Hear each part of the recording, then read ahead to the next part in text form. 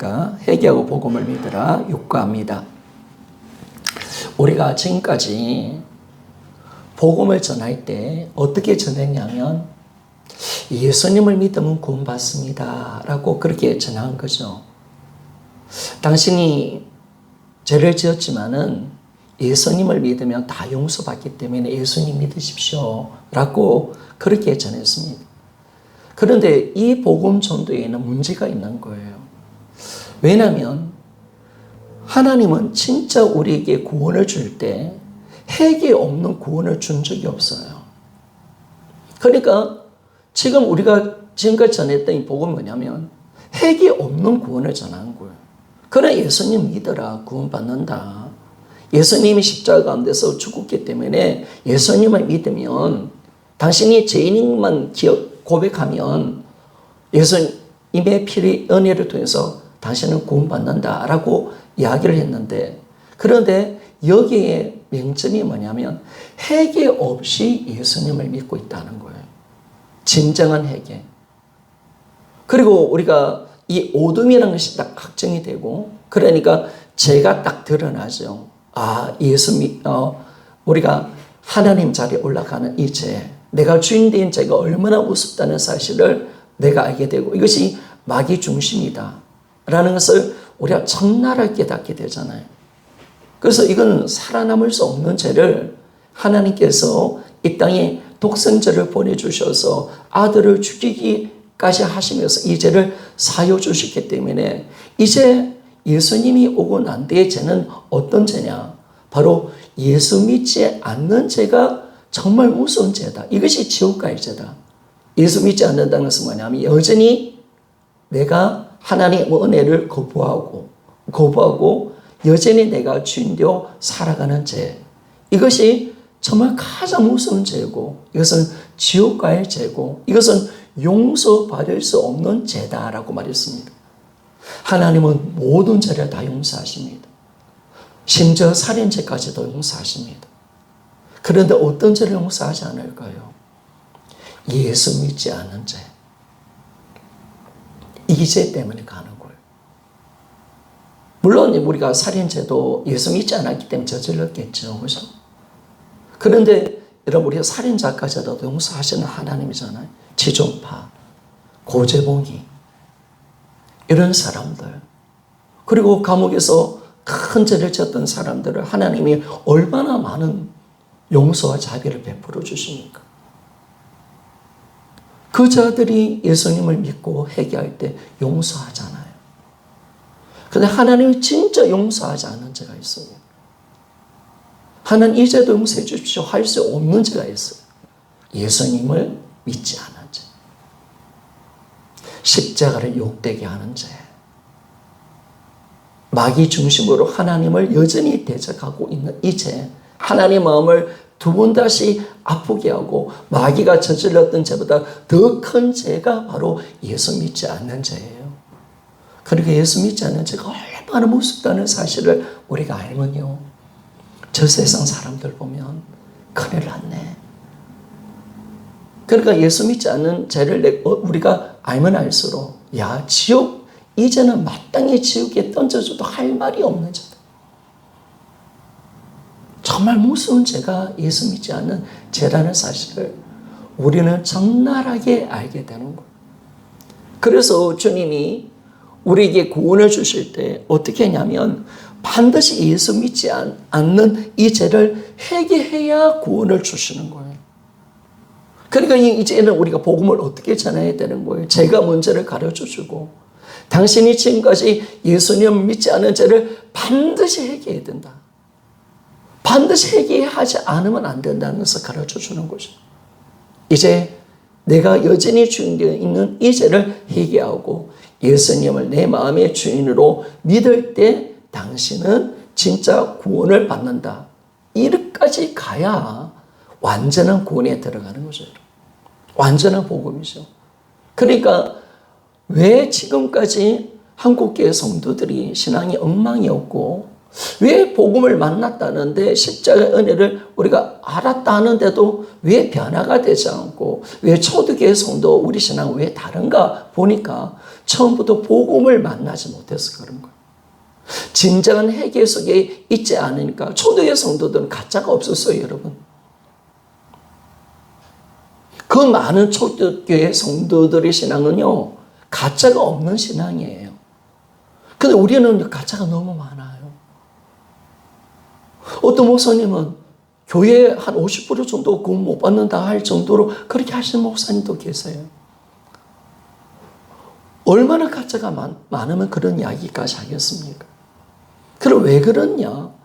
보니까 지금까지 예수님을 우리가 복음으로 믿었다는데 진정한 회개 없이 그냥 예수님 믿으면 천국 가는구나. 예수님을 믿으면 내 죄 용서받는구나. 예수님 내 죄 맞아요. 용서해 주세요.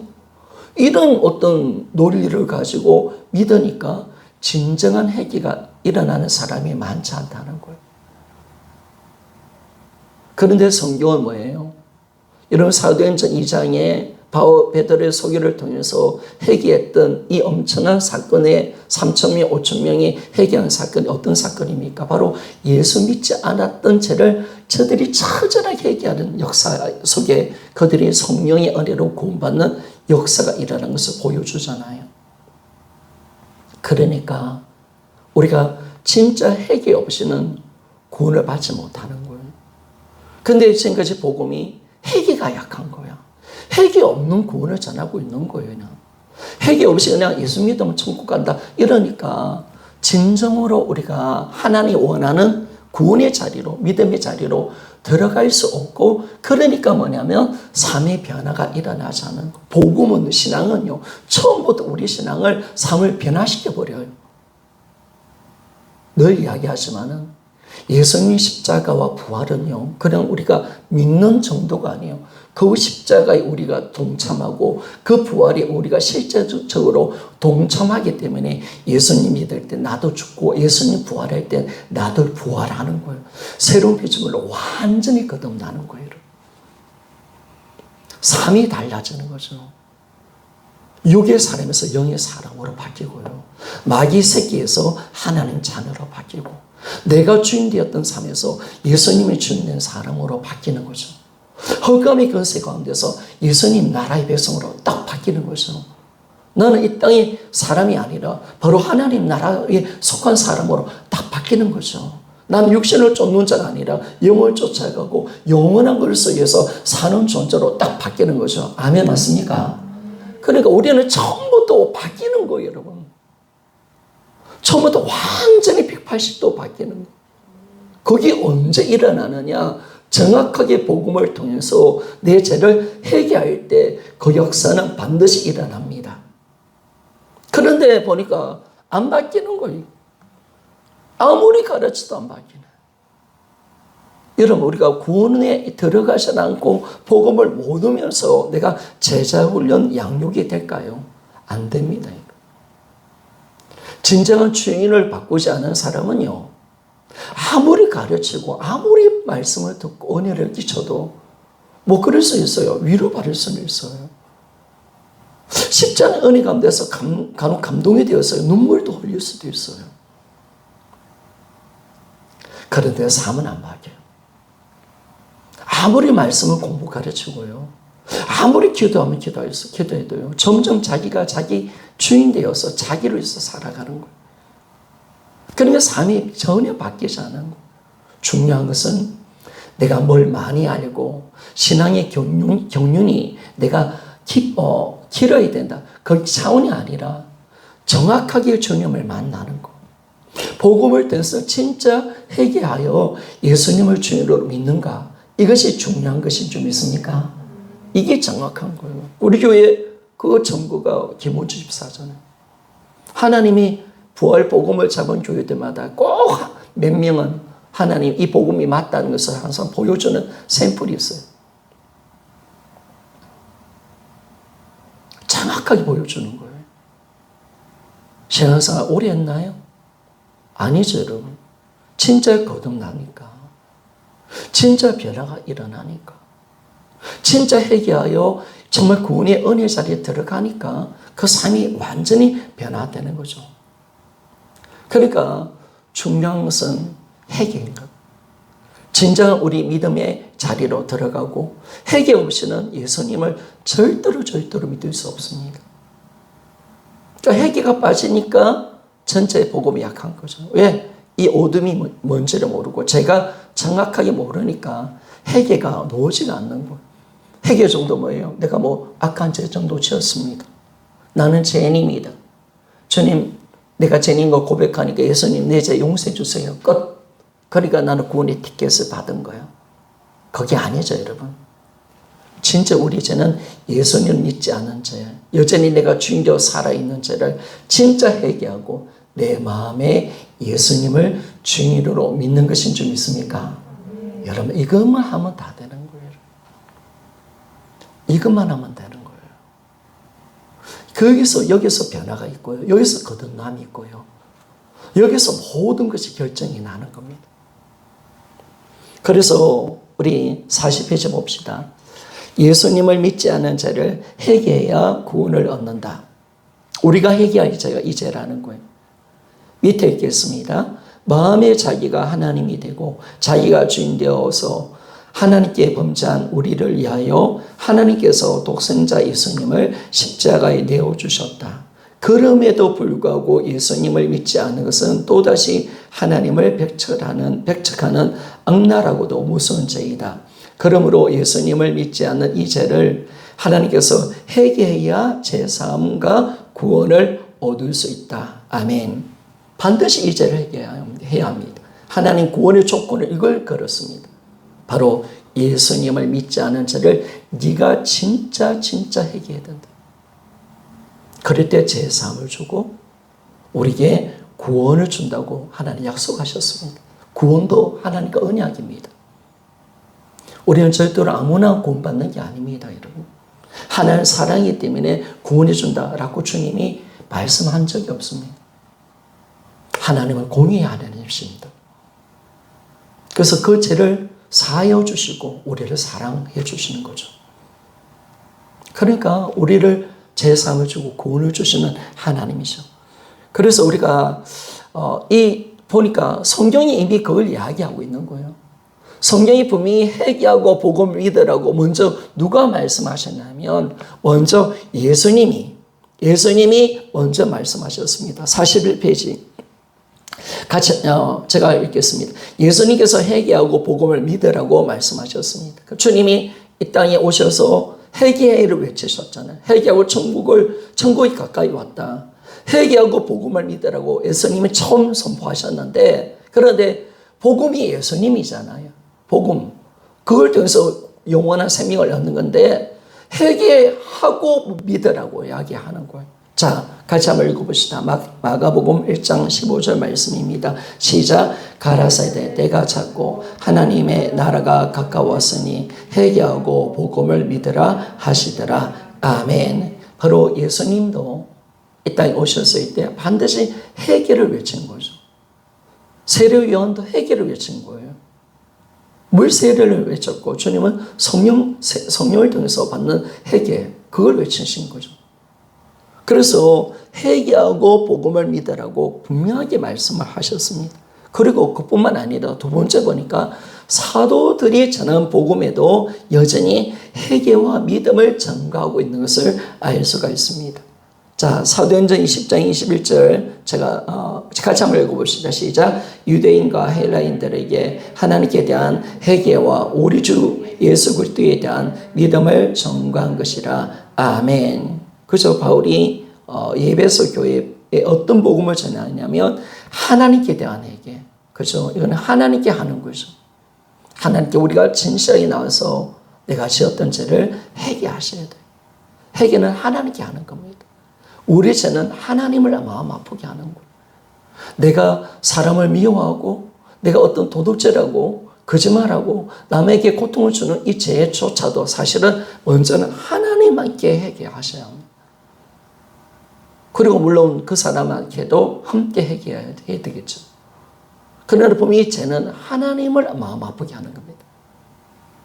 그분께 우리가 회개하며 나아갈 때 우리는 예수 그리스도를 진실하게 믿을 수 있다라고 말씀합니다. 그래서 하나님께 대한 회개와 우리 주 예수 그리스도에 대한 믿음을 전거하였다라고 그렇게 말씀을 합니다.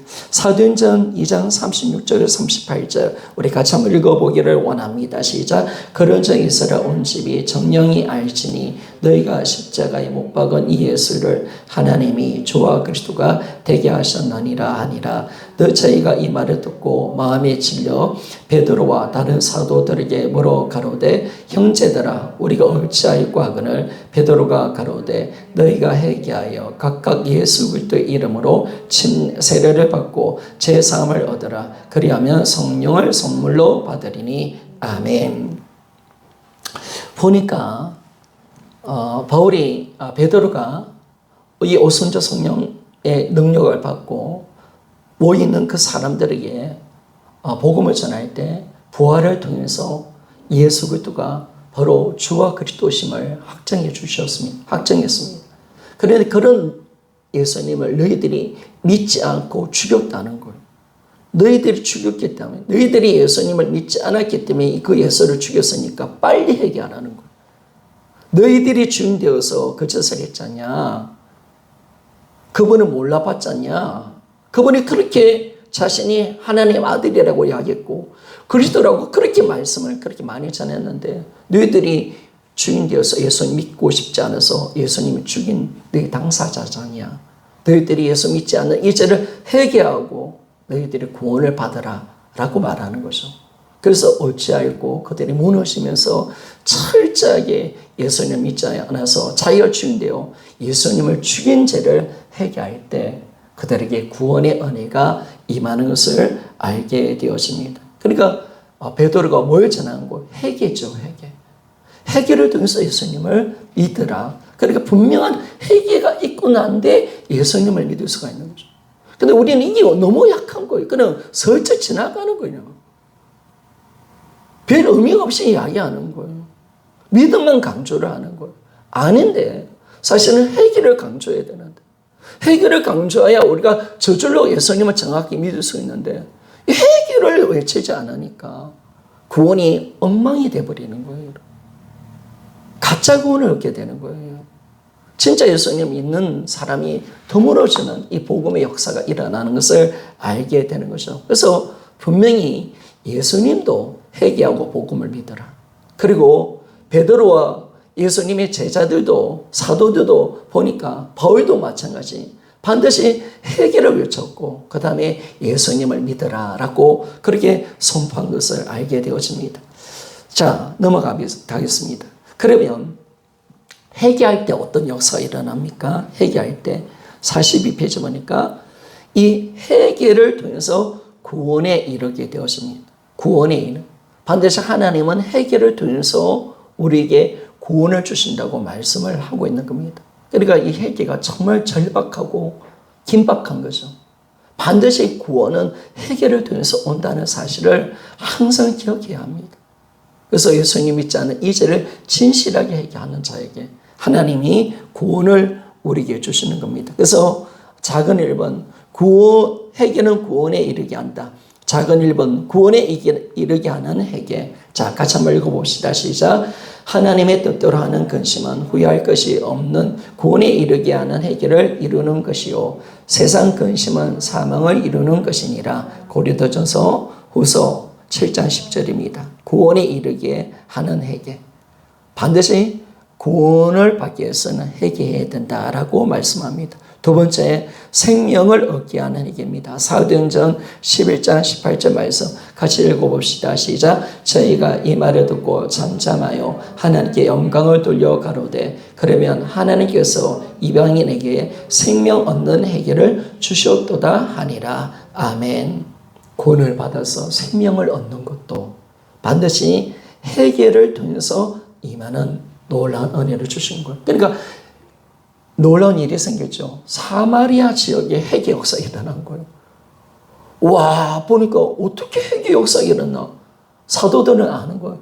회개가 일어났다는 것은 저 이방인조차도 자기들이 개라고 생각하는 잡종인 저 사반에 있는 사람들조차도 하나님이 구원을 주셨구나. 이걸 그들이 딱 발견한 거예요. 그들이 해결을 줬다는 것은 하나님 이제 우리만 구원하는 게 아니라 이방인 모두에게 하나님의 구원의 역사를 만들어 주셨구나. 이걸 딱 그들이 잡은 거죠. 그래서 생명을 얻는 회개. 반드시 우리가 예수의 생명을 얻기 위해서는 회개하는 자가 되어져야 되는 줄 믿습니다. 반드시 회개해야 합니다. 세 번째, 죄사함을 얻게 하는 회개죠. 누가복음 24장 47절 말씀 같이 한번 읽어봅시다. 시작. 또 그의 이름으로 죄사함을 얻게 하는 회개가 예루살렘으로부터 시작하여 모든 족속에게 전파될 것이 기록되었으니 아멘. 그리고 우리에게 구원이 임하고 하나님이 이미 구약의 말씀을 통해서 이걸 약속하셨어요. 하나님이 구약 선지를 통해서 이걸 약속하셨는데 어떤 여사 이 제3의 회개가 예루살렘부터 시작할 거다. 그리고 모든 민족에게 모든 이방인들까지라도 제3의 얻는 회개가 선포될 것이다. 그리고 그 출발은 바로 언제 이 예루살렘에게 성령이 임할 때 이 놀라운 구원의 역사가 임하게 될 것이다. 이걸 구약에 약속한 거예요. 그걸 주님이 부활하셔서 가르쳐 주시는 거죠. 제사함을 얻는 회개가 예루살렘부터 시작해서 모든 족속들에게 전파될 것이다. 그러면 우리가 이제는 이방인들에게 선교가 어떤 현장입니까? 회개를 선포하는 곳이 되어져야지. 회개를 통해서 예수 그리스도를 믿는 역사가 일어나는 거죠. 그러니까 우리는 복음을 들고 이제 어디로 가야 됩니까? 믿지 않은 자들, 그리고 믿지 않는 이방 민족을 향해서 전 세계를 향해서 회개를 선포할 때 하나님은 제사함을 얻을 수 있도록 만들어주는 거죠. 그래서 우리가 회개의 복음, 이것이 진짜 되지 않으면 하나님은 우리에게 구원을 줄 수 없기 때문에 반드시 회개가 선포되는 그곳에 예수의 생명, 구원, 제사함 역사가 일어나는 줄 믿습니까? 이게 놀라운 거죠. 그러니까 우리가 정확한 회개가 선포되는 곳에 하나님의 구원의 은혜가 있는 거예요. 만약에 여러분 이것이 선포되지 않으면 구원은 절대로 없습니다. 바른 복음이 선포되지 않으면 절대로 구원은 없습니다. 회개 없는 사랑을 전한다. 구원은 없습니다. 물론 회개도 사랑이지만은요. 그러나 진정한 천국과 구원과 영생은 회개를 통해서 오는 거예요. 그 심령이 진짜 주님을 만나서 하나님이 원하는 회개, 인간이 원하는 회개가 아니에요. 내 양심에 끌리는 회개가 아니에요. 하나님은 우리의 죄를 한 가지로 보시는 거예요. 너희들이 예수 그리스도를 믿지 않는 그 죄, 여전히 주인되어 있는 그 죄를 반드시 회개해야 된다. 그래야 우리가 구원에 이를 수가 있는 거죠, 여러분. 그래서 우리가 이 복음이 선포되고 회개가 선포되는 그 자리 가운데 뭐가 있느냐? 바로 예수의 생명, 구원의 역사, 제사함의 역사가 있는 줄 믿습니까? 이게 엄청난 거죠, 여러분. 하나님은 이 복음을 통해서 영혼을 살려내니까요. 그러니까 여러분들이 여러분의 입술을 통해서 이 하나님의 생명이 나타날 수가 있는 거예요. 우리가 소원이 있다면 뭐예요? 우리 교회가 복음에 충만한 교회가 되어주고 하나님의 은혜가 충만한 교회가 되어서 이 복음을 가지면 영혼을 살릴 수 있는 예수의 생명, 피의 역사가 우리를 통해서 드러나잖아요. 생명이 우리를 통해서 나타나잖아요. 복음을 가진 자는 예수의 생명을 가진 자입니다. 이 엄청난 하나님의 일들이 일어나는 거죠. 그러니까 바울 한 사람을 통해서 뭐예요? 유럽에게 마게도냐, 고린도 지역에 복음이 전파되었으니까 그 한 사람이 그 수많은 영혼을 살려내고 그 암흑을 사라지게 만들고 유럽을 완전히 새롭게 만드는 이 엄청난 일들이 일어나는 거예요. 여러분, 내가 복음을 만났고 복음을 가지고 있다는 것은 내 인생의 최고의 자산인 줄 믿습니까? 사람을 살릴 수 있는 생명을 내가 가진 거야. 그런데 누가 이 생명을 가진 자가 됩니까? 먼저 내가 회개하여 내가 제사함 받고 예수의 생명을 가지고 있는 우리에게는요, 복음의 능력이 있는 줄 믿습니까? 내가 그런 자예요. 나를 통해서 수많은 영혼을 살릴 수가 있어. 여러분이 예수를 통해서 나타날 수 있어요. 기도하고 복음 전하여. 그러면 그 영혼이 정말 천억, 1억, 천억이 아니라 1조가 아니라 그보다 더 중요한 예수의 생명을 나를 통해서 만날 수가 있는 거예요. 야, 그러니까 우리가 얼마나 소중한 자들입니까? 이게 너무나 감사하죠. 그래서 회개는 바로 구원에 이르는 놀라운 복을 얻게 합니다. 네 번째, 회개하지 않으면 구원을 얻을 수 없는 실제적인 예는 누가복음 16장에 지옥에 간 부자이다라고 말씀을 합니다. 부자 비유, 부자 이야기, 나사로 이야기는요, 비유가 아닙니다. 신학자들도 분명히 그 부분을 인정합니다. 어떤 분들은 비유라고 이야기했는데, 아니에요. 주님은 비유를 말할 때 반드시 비유라고 말씀하셨습니다. 비유라고 말씀하셨습니다. 사람 이름을 드릴 때 주님이 절대로 이걸 비유라고 말하지 않는 거예요. 그러면 진짜 있는 실제 사건입니다. 이게 만약 비유라면 우리가 복음이 좀 문제가 생기는 거예요. 이 실제 일어난 사건입니다. 부자도 실제 인물, 나사로도 실제 인물입니다. 그래서 사람들은 나사로 인물을 대충 알았던 것 같아요. 그 인물을 알았던 것 같아요. 그래서 주님이 그 인물을 이름을 들이댄 거죠. 그런데 그 부자가 지옥 간 이유가 뭡니까, 여러분? 단 한 가지죠, 여러분. 주님이 보시는 죄는 한 가지예요. 그리고 왜 그들이 지옥 갔는가? 단 한 가지예요, 여러분. 회개하지 않아서. 예수 믿지 않은 죄는 회개하지 않으면 용서받을 수 없는 자라고 제가 이야기했죠. 그러니까 정확하게 회개가 하지 않으니까 저 무서운 지옥에 불이 던져지는 거예요. 저 무섭습니다. 그러니까 예수 믿지 않는 죄가 얼마나 무서운 죄인지 여러분 아십니까? 죄가 얼마나 무섭다는 사실을 제가 지난주 이렇게 좀 하나님 은혜 가운데 말씀을 전한 것 같아요. 야, 이 죄가 저에게도 감각이 없었어요. 내가 주인 되어 사는 죄가 이렇게 무섭나? 아니, 예수 믿지 않은 죄 이렇게 무서운 죄냐? 딱 보니까 이 마귀 중심이야. 마귀와 나는 똑같은 존재야. 여러분, 마귀 무섭잖아요. 근데 그게 나예요, 나. 마귀가 나라니까 하나님 보시기. 우리 마귀 보면 무섭다, 혐오스럽다, 더럽다, 추악하다, 야, 밤만 떨어진다. 이런데 내가 이 어둠을 딱 알고 이 마귀가 저질렀던 죄를 아담이 짓고 아담이 저질른 죄를 모든 사람 나까지라도 저질렀다는 사실이 딱 증되어지니까, 야, 내가 마귀구나. 이 사실이 딱 증되어지니까, 야, 내가 진짜 혐오스러운 인간이구나. 그래서 하나님이 우리를 지옥에 불에 넣는다는구나. 하나님과 원수, 진노의 새끼, 마귀의 새끼, 독사의 새끼, 이렇게 하는 말이 처음에는 제가 감각이 없었는데 정확하게 어둠이란 것이 확정되어지고 내가 주인되어 살아가는 죄가 얼마나 무섭다는 사실이 이제 딱 드러나니까, 와, 이게 진짜 무슨 죄구나.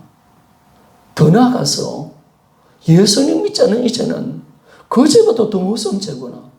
와, 이게 딱 보이니까요. 진짜 이거는 마귀부터 더 악랄한 짓을 하고 있구나. 왜? 마귀한테는 마귀가 저질렀는데 죄를 회개할 기회를 안 줬잖아요. 근데 하나님은 우리나 마귀나 똑같아요, 여러분. 죄는 내가 주인되어 가는 죄는 내가 하나님 되는 거예요. 하나님을 대적하는 죄. 마귀나 우리 죄나 똑같아요, 여러분. 누실이 왜 마귀가 된 겁니까, 여러분? 단 한 가지잖아요. 자기가 주인 되고 싶어. 하나님 되고 싶고 자기가 주인 된 거잖아요. 그잖아. 우리가 여전히 주님을 믿지 않고 예수님 믿지 않고 내가 주인 된 자는 여러분 0.001도 오차가 없는 죄입니다. 똑같은 죄입니다. 하나님은 마귀나 우리나 똑같은 놈이라는 거예요. 그래서 지옥 가는 거예요. 그래서 지옥의 불에 던져질 것이다 라고 주님 말씀하는 거예요. 그러니까 야, 이 죄가 진짜 무섭구나. 우리 이 감각이 살아나는 거죠. 그러니까 우리가 이제는 반드시 해야 되는데 여러분 우리 성경을 좀 펴봅시다. 마태복음 25장에 보면 이 33절부터 양과 염소의 비유가 있죠. 그죠? 양은 주님을 믿는 사람이고요. 염소는 주님을 믿지 않은 사람입니다. 그래서 양은 주님의 마음으로 영혼을 사랑하고 섬기고 그러지요. 그럴 때 그들이 영생을 얻게 되는데 41절 한번 봅시다. 왼편에 있는 이 염소에 대해서는 어떻게 이야기를 하는지 한번 봅시다. 41절. 자, 같이 한번 읽어봅시다. 시작. 또 왼편에 있는 자들이 이르시되 저주를 받은 자들아 나를 떠나 마귀와 그 사자들을 위하여 예배된 영원한 불에 들어가라. 아멘. 여러분, 내가 주인 되어 살아가는 죄가 얼마나 무섭다는 사실을 알아야 돼요. 마귀 패거리가 되고요. 그리고 마귀와 함께 지옥의 불에 던져질 수밖에 없는 이 죄가 뭐냐면 내가 주인 되어 살아가는 죄예요. 내가 여전히 주님을 믿지 않고 내가 여전히 주인 되어 사는 이 죄는요. 마귀 패거리가 되는 죄입니다. 아니 마귀보다 더 악랄한 짓을 하고 있는 거죠. 그래서 주님은 가감없이 왼편에 있는 그 자들을 위해서 어떻게 이야기합니까? 야 마귀와 그 사자들 위해서 예배되어 있는 영원한 불에 들어가라 라고 말씀하는 거예요. 주님은 말씀하면 한 번만 던지시면 우리는 그대로 될 수밖에 없어요. 그게 무서운 거죠, 여러분. 왜 지옥의 불이 우리가 던져집니까? 왜 마귀와 함께 마귀의 그 패거리들하고 왜 함께 우리가 지옥의 불에 던져지는 겁니까? 단 한 가지잖아요.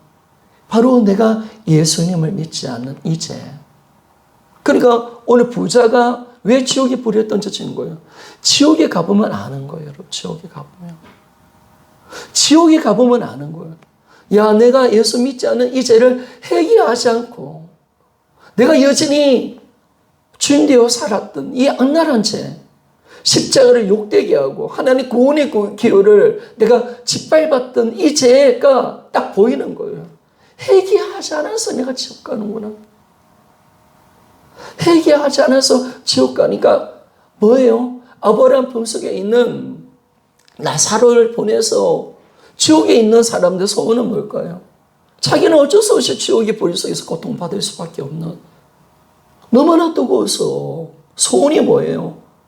좀 이 참을 좀 찍어서 내 혀를 좀 서늘게 해달라는 그 고통 속에 있는 그 지옥의 불 속에 고통 당하는 자, 그 아픔이잖아요. 그런 자에게 마지막 소원은 뭘까요? 나와 같이 내 형제들이 회개하지 않아서 이 지옥 오지 않도록 제발 내 형제들에게 나서로 보내주어서 정말 회개하라. 제발 회개하라. 그걸 해달라고 지금 아브라함에게 부탁을 드리고 있잖아요. 회개하지 않으면 끝나는 거예요. 그래서 우리는요, 반드시 이 회개하지 않은 이제는 반드시 우리는 지옥에 가서 그 형벌을 우리가 받게 되는 겁니다. 그래서 우리는 회개하지 않았기 때문에 지옥 가는 겁니다. 하나님 우리에게 구원의 기회를 주셨습니다. 살 길을 열어주셨습니다. 그러나 여전히 하나님의 은혜와 호의를 거부하는 자에게 십자가의 은혜를 다시 한 번 더 짓밟는 자들에게 회개하지 않는 그 심령들에게는 하나님의 진도가 부어지는 거예요. 그게 하나님의 공의예요. 거기에 대해서는 더 이상 우리가 어떻다 말을 못하는 거예요. 억울한 게 없어요, 여러분. 받아들일 수밖에 없는 거죠, 지옥 간 사람들은. 그러니까 우리가 반드시 회개해야 합니다. 다 지옥 가는 사람은 죄가 커서가 아니에요. 죄를 많이 지어서도 아니에요, 여러분. 내가 아껴서 그런 것도 아니에요, 여러분. 그런 뒷전이에요. 내가 못돼서도 아니에요. 내가 회개하지 않았기 때문에 가는 거예요. 반드시 우리는 그 죄를 회개하셔야 돼요. 그래서 우리가 이 부분을 우리는 누가복음 16장의 부자의 비유를 통해서 정확하게 알 수가 있는 거죠. 5번 43페이지. 예수님을 믿지 않은 죄를 회개하지 않으면 하나님의 공의로 심판을 받고 지옥에 간다라고 말씀합니다. 자, 같이 한번 읽어봅시다. 사도행전 17장 30절에서 31절 말씀 같이 한번 읽어봅시다. 시작. 알지 못하던 시대에는 하나님이 허물지 아니하셨거니와 이제는 어디든지 사람을 다 명하사 회개하라 하셨으니 이는 정하신 사람으로 하여금 천하를 공의로 심판할 날을 작정하시고 이의 죄를 충자 가운데서 다시 살리신 것으로 모든 사람에게 믿을 만한 증거를 주셨음이니라 하니라. 아멘. 주님이 회개를 선포하셨습니다. 반드시 회개하지 않으면 지옥 간다는 거예요. 반드시 회개하지 않으면 멸망받는다는 거예요. 하나님이 정하신 분을 통해서 정하신 날짜에 심판할 것을 이미 작정하셨다는 거예요. 그 증거가 뭐냐? 바로 예수님의 부활인 줄 믿습니까? 바로 이분을 부활시킬기에, 부활이 진짜기에 반드시 심판도 진짜다. 하나님은 바울을 통해서 반드시 심판이 있다는 것을 뭘로 확정하셨느냐? 바로 부활을 통해서 모든 믿을 만한 증거다, 이거. 부활했다, 내 아들이. 그 아들이 심판할 거다. 부활이 진짜이기에 너희들 빨리 회개해야 된다. 회개하지 않으면 망한다는 거야. 너희들 어떻게 할래? 반드시 회개해야 된다. 회개 안 하면 끝나는 거예요. 이건 이미 결정 난 거예요. 바로 예수가 부활하셔서 그분의 심판자야. 반드시 심판한다. 너희들 어떻게 할래? 그렇게 지금 들이대고 있는 거죠. 복음 가지고. 멱살을 잡고 있는 거예요. 회개 안 하면 너희들 끝이야. 그걸 지금 선포하고 있는 거예요. 여러분, 예수님의 부활은요, 하나님의 공의의 심판을 확증하는 사건인 줄 믿습니까? 무서운 거죠. 어쩌면 부활이 참 우리에게 복된 거지만은 두려운 거죠. 어쩌면 반드시 심판이 있다는 것을 정확하게 보여주는 하나님의 말씀이 1.1핵이라도 틀리지 않은 말씀을 부활로 통해서 확정해 주셨거든요. 하나님의 모든 예언을 그 아들이 다 이루셨거든요. 그러니까 우리가 두려운 거죠, 여러분. 하나님의 말씀이 진짜네. 그 아들을 부활시키면 그 은혜를 통해서, 역사를 통해서 모든 예언을 1.1핵이라도 틀리지 않게 다 이루셨던 주님. 그걸 통해서 정확하게 우리에게 해결을 선포하고 있다는 사실을 우리에게 말씀하는 것입니다. 그래서 우리는요, 이미 예수님 부활하시기에 하나님의 모든 말씀은요, 우리가 실제인 것을 믿기 때문에 그대로 선포하는 줄 믿습니까? 주의 종이 왜 담대하게 당신들 예수 믿지 않은 자를 회개 안 하면 지옥입니다 라고 왜 어떤 사람 앞에서 담대하게 외칠 수 있는 것은 우리가 뭐 확정이 있는 게 아니라 내 스스로 어떤 내가 깨닫는 게 아니라 부활을 통한 하나님의 확증이 너무나도 확실한 증거이기 때문에 우리는 담대하게 복음을 전하는 줄 믿습니까? 이 복음의 능력이 거기 있는 거예요. 하나님의 주님께서 확정하신 사건이니까. 네가 안 봤는데 어떻게 심판이 있다는 거 너 어떻게 알아? 천국에 지옥이 있다는 거 너 어떻게 알아? 여러분, 이렇게 말하면 우리가 흠칫거릴 수 있잖아요. 그런데 부활이란 이 증거가 너무나도 강력한 거예요. 하나님의 사람으로 오셨잖아요. 하나님의 살아계심을 직접 부활에 대해서 보여주었잖아요. 내가 바로 성경이 말하는 주와 그리스도시고 전능자 하나님이다라는 것을 부활을 통해서 딱 보여주셨으니까 하나님의 어떤 말씀이라도 아멘할 수 있도록 만들어 줬으니까 하나님의 사람으로 오셨다는 거예요. 그걸 우리가 정확하게 만나니까 우리가 이 말씀 앞에 우리가 굴복되어져 가는 삶을 살아가는 거죠. 그래서 우리는 반드시 이 죄를 회개하지 않으면 모든 사람들은 공의로 심판받아 멸망으로 들어가는 겁니다. 두 번째, 44페이지.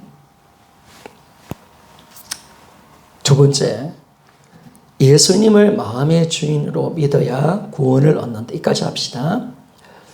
예수님을 마음의 주인으로 믿어야 구원을 얻는다.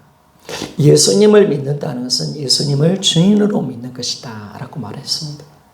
그래서 우리가 지금까지 이 복음이 어둠이 확정되지 않고 죄가 확정되지 않으니까 우리가 예수님을 믿는다는 것은 뭘로 믿는지를 몰랐어요. 그래 예수 믿으면 구원 받는데요. 근데 진짜 예수님을 믿는다는 것은 내가 주인된 자를 회개하고 그분을 내 마음의 주인으로 믿는 것인 줄 믿습니까? 이게 선명해지는 거예요.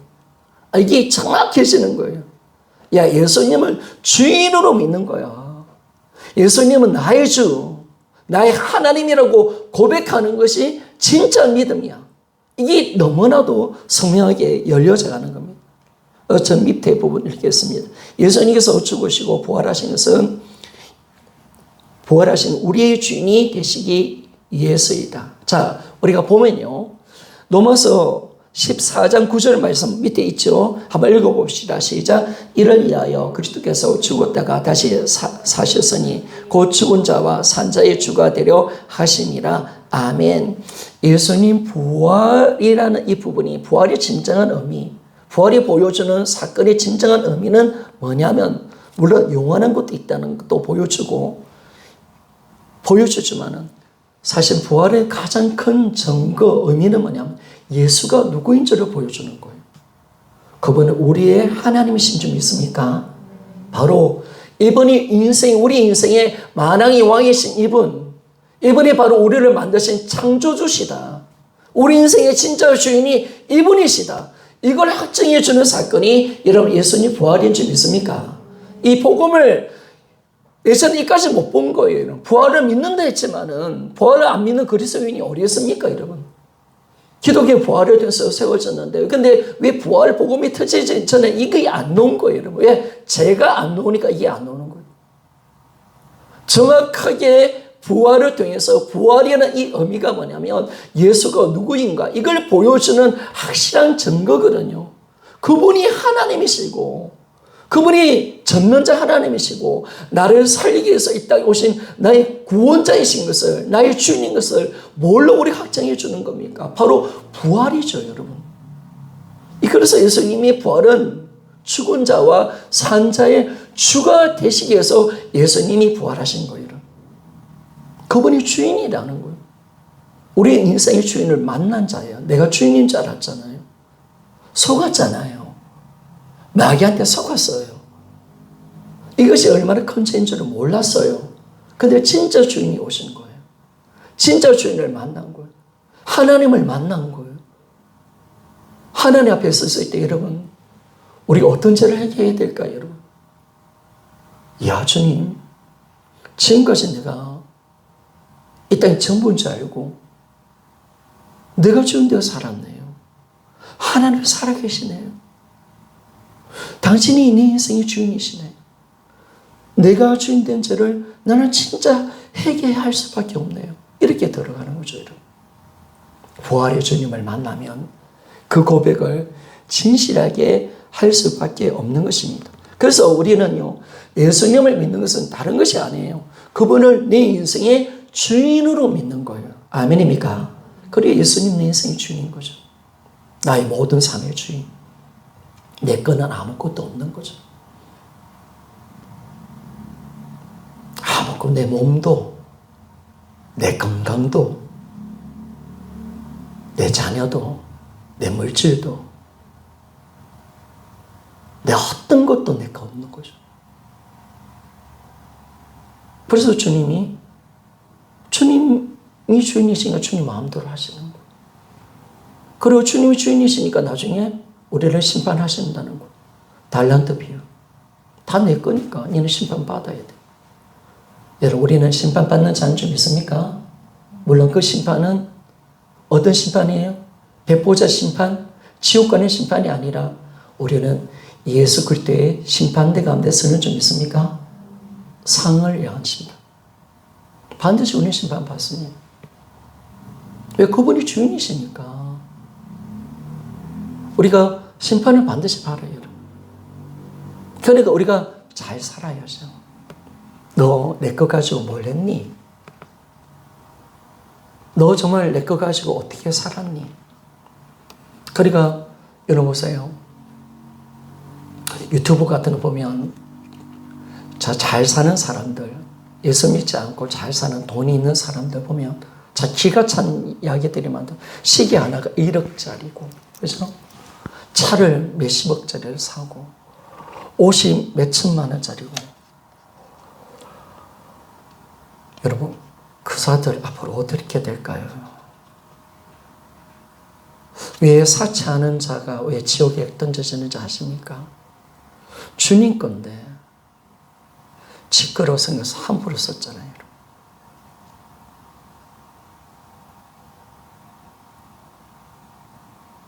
그 돈을 가지고 가난한 자를 도와주고 섬겨주고 주님이 원하는 대로 천지가 되어서 하나님의 뜻대로 우리가 사용되어져야 되는데 내 거라고 생각해서 시계 하나를 1억짜리를 사요? 이 주일 인간들이.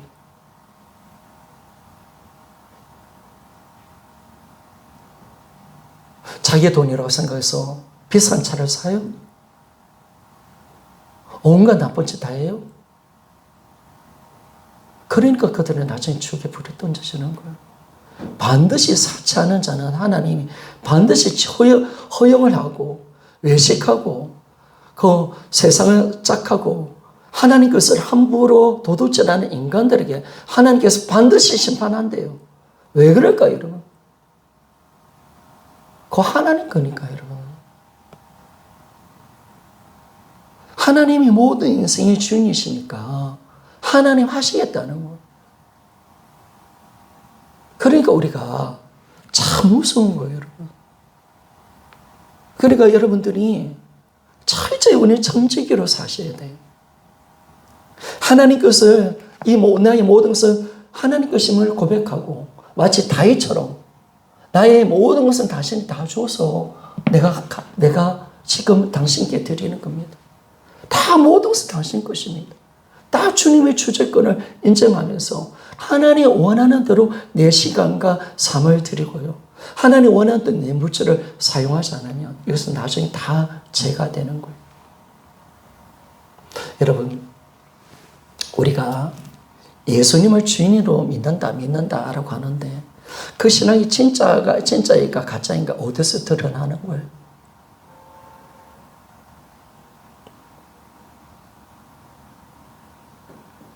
물질을 보면 다 드러납니다.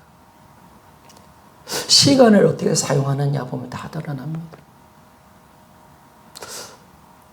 진짜 예수님 주인으로 믿는 사람은요, 내 시간과 내 물질을 함부로 못 써요.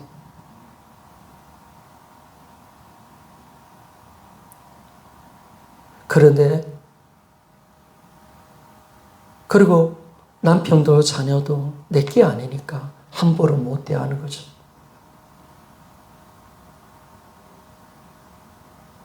내 거 아니에요. 내가 막 욕하고 싶으면 욕하는 존재가 아니에요. 내 짜증나면 짜증내고 그런 존재가 아니에요. 주님 거예요. 그러니까 우리가 섬기는 거죠. 내가 할 일만 하는 거죠. 그리고 자녀의 인생도 남편의 인생도 지치의 어떤 지치의 인생도 주님 거니까 함부로 대하지 않고 소중히 여겨가는 거예요. 그러니까 정죄와 판단이 없는 거죠. 그러니까 진짜 예수님을 주인으로 믿는 사람의 삶은요, 주대심이 온전한 모습, 주제권이 딱 드러나요. 삶의 남편과 아내의 관계 속에서, 자녀의 관계 속에서, 물질과 이 관계, 시간의 관계 속에서, 사람들에게 관계 속에서 정확하게 드러납니다. 나는 예수님 주인으로 믿습니다 하는데 물질을 함부로 써요? 여러분 절대로 그럴 수 없어요. 내가 함부로 말해요? 남편에게 대들어요? 여러분 그럴 수 없어요. 우리 모든 삶이 주제거리거든요. 이게 딱 드러나는 거예요, 여러분. 사람들 관계에서 딱 드러나는 거예요. 그래서 이것이 진정으로 주인을 바꾸는 그 인생 속에서는요, 진짜 예수 그리스도의 주되심이 너무나도 정확하게 드러나는 놀라운 역사가 일어나는 거예요. 그래서 여러분, 말씀을 좀 많이 지나갔는데 예수님을 주인으로 믿는 겁니다. 그러니까 진짜 우리 인생의 주인 삶은요, 내 인생의 주인, 예수님이 주인인 것을 보여주는 삶인 줄 믿습니까? 그러니까 여러분들이 신앙생활은 뭐예요? 예수님이 내 인생의 주인인 것을 보여주는 거예요. 세상 사람들에게 술 마시라, 못 마신다. 내 인생의 예수님 주인이시다. 이걸 보여주란 말이에요. 이게 진짜 신앙이라는 거예요. 내가 함부로 말 못하는 거, 왜 니는 함부로 열받는데 왜 함부로 말 못해? 예수님 보고 계셔. 예수님 인생 주인이셔. 네 인생 예수님 주인 맞네. 보여주는 거죠. 뭐 어떤 결정 내릴 때 우리는 기도하는 거예요. 니는 왜 네 지혜로 안 살아? 아니야. 네 인생 내가 주인 아니야. 하나님께 기도해야 돼. 하나님 그분께 내가 내 인생 내 거 아니니까 주님께 내가 허락받아야 돼. 주님이 원하는 뜻도 나는 움직여야 돼. 그걸 보여주는 거예요, 여러분. 믿지 않은 사람들하고 식사 자리에 갔을 때 나는 기도하는 거예요. 그러면 왜 기도해야 되는 거예요? 이 음식조차도 내 생명까지라도 주님이시다. 아멘이죠. 이게 내 신앙에게서 드러나는 거예요, 여러분. 그걸 안 하면서 예수님을 주인으로 믿을 수 없잖아요, 여러분. 세상 사람 주려 놀러 가자요. 안 돼, 나는 안 돼. 왜 안 되는데? 예수님 인생 주인이야. 나는 예배 드려야 돼. 보여주는 거잖아요, 여러분. 의사가 계절에 못해요. 왜? 죽인다. 죽여요. 왜 못하는 거예요? 우리 인생의 주인은 예수님이에요. 우상은 다 가짜예요. 주님이 우상을 배설하지 말라고 하셨어요. 우리 인생의 주인은 바로 예수님이셔요. 그래서 선교하는 거예요, 여러분. 그렇게 살아가는 거예요, 여러분. 여러분들이 지금 인생을 살면서 내가 인생 속에 주인이심을 보여드리는 삶, 주님과 함께하는 삶을 살아가는 거죠. 그런데 세상에 거짓말을 다 하고 열받으면 같이 받아치고 같이 미워하고 같이 술 한잔하고 이게 무슨 이따위 믿음이 어딨습니까? 이거 쪽팔린다고 기도도 안 하고 식사 기도도 안 하고 여러분 그런다면 이것은 어떻게 믿음일 수가 있겠습니까? 절대로 그게 믿음일 수 없는 거죠. 그러니까 우리가 진짜 예수 그리스도를 주인으로 믿는 삶의 자리로 우리는 들어가는 겁니다. 제창성 형제가 그랬잖아요. 알코올 중독자였고 구원파였던 그 사람이 선생님이었잖아. 회식 자리에서 술 마시라. 너 마셨잖아. 그런데 예수님이 주인이시니까 그분을 밟아야 되니까 못 먹는다.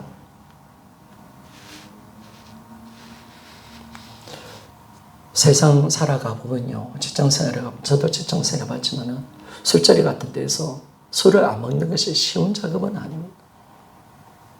자기를 드러내는 건 쉽지 않습니다. 근데 그걸 하는 거예요. 그분이 내 인생의 주인이시니까.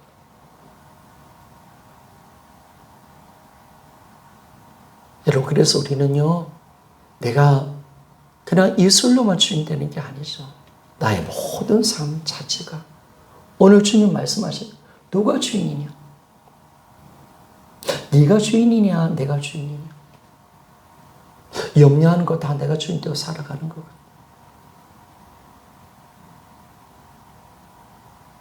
내 방식, 내 습관대로 살아가는 거 다 내가 주인대로 살아가는 거예요. 그러니까 우리가 철저하게 버리고 그분의 말씀에 순종하고 내 감정을 믿을 거냐 하나님의 말씀을 믿을 거냐. 신앙생활 못하는 이유는 단 한 가지입니다. 내 감정에 잡혀서 그렇습니다. 근데 주님은 내가 새로운 피조물이고 하나님의 사람이고 내 감정보다 주님의 마음을 알고 주님의 감정에 내 마음을 이렇게 가는데 나는 여전히 힘들다고 아프다고 나 거기에 잡혀 있으니까 복음의 은혜 속에 들어오지 못하는 거. 복음에 가려지는 거예요. 그래서 복음을 못 잡는 거예요. 그래서 우리는요 다 이 영역으로 가는 거죠. 그래서 여러분의 삶들이 우리가 이제 이 복음을 잡았기 때문에 이 말을 하는 거죠. 진짜 누가 주인이냐. 우리가 자녀들도 바르게 양육하고 가정을 제대로 돌봐주고 네 인생의 주인이 예수님이시다. 정확하게 가르쳐주고 이걸 우리가 강해야 되는 거죠. 그래서 우리가요 정말 누가 주인인가 이게 정말 중요한 겁니다. 그래서 우리는 이제 내 마음에 예수님을 주인을 믿고 부활을 통해서 예수님께서 우리의 주인 되심을 믿을 수가 있다. 그러므로 구원받기 위해서 예수는 부활을 믿을 뿐 아니라 예수님을 주인으로 믿어야 한다. 성경 구절만 읽고 마칩시다. 로마서 14장 9절 읽었고요. 로마서 10장 9절입니다. 같이 한번 읽어봅시다. 시작. 내가 만일 내 입으로 예수를 주로 시인하며 또 하나님께서 그를 죽은 자 가운데서 살리신 것을 내 마음에 믿으면 구원을 얻으리니. 요한복음 20장 27절에서 28절 같이 한번 읽어보기를 원합니다. 시작. 도마에게 이르시되 내 손가락을 이리 내밀어 내 손을 보고 내 손을 내밀어 내 꼬리에 넣어보라. 그리하고 믿음 없는 자가 되지 말고 믿는 자가 되라. 도마가 대답하여 가로되 나의 주이시며 나의 하나님이십니다. 아멘. 여러분 우리는 예수님을 주인으로 영접한 자 맞습니까? 이건 내가 할 수 있는 영역은 아닙니다. 성령이 깨닫게 해주셔서 이게 그래서 복이 나는 거예요. 진짜 복된 자는 회개하는 자는 주인을 바꾼 자가 진짜 복된 자는 왜? 이 사람에게 구원이 임하고 이 사람이 주님의 자녀가 되고 이 사람이 예수님의 주인이 되어주셔서 예수님이 그 인생을 이끌어 가시는 거예요. 얼마나 복입니까? 제가 금방 좀 무섭게 이 주인 되신 데서 진짜냐 가짜냐 이걸 제가 강하게 이야기했지만은 그런 의미가 아니라 정말 우리가 자신을 돌아보는 거죠. 그런데 진짜 내 인생에 예수님이 주인 되신다는 그 자체가 아니 그거 회개가 했다는 이 자체가 우리는 너무나 큰 복을 받았죠. 거기에 구원이 있고 거기에 믿음이 있고 거기에 영원한 생명이 있으니까 이 죄를 내가 알고 회개하여 예수님을 주인으로 믿는다는 이 고백이 우리 인생의 최고의 복임을 우리에게 말씀해 주는 거예요. 여러분 인생 속에 진짜 예수님이 주인 맞습니까? 따라합시다. 예수님은 나의 주인이십니다. 이 고백을 할 수 있다는 거죠. 이걸 우리가 어떻게 이 고백을 합니까? 내 인생을 어떻게 주께 드릴 수 있습니까? 근데 이 고백을 할 수 있다는 것이 진짜 복이고 우리는 이 회개를 통해서 진짜 예수님을 믿는 거예요. 여러분 이 회개를 통해서 예수님을 이제 믿고 있는 거 맞습니까? 나도 이 고백을 한 거예요.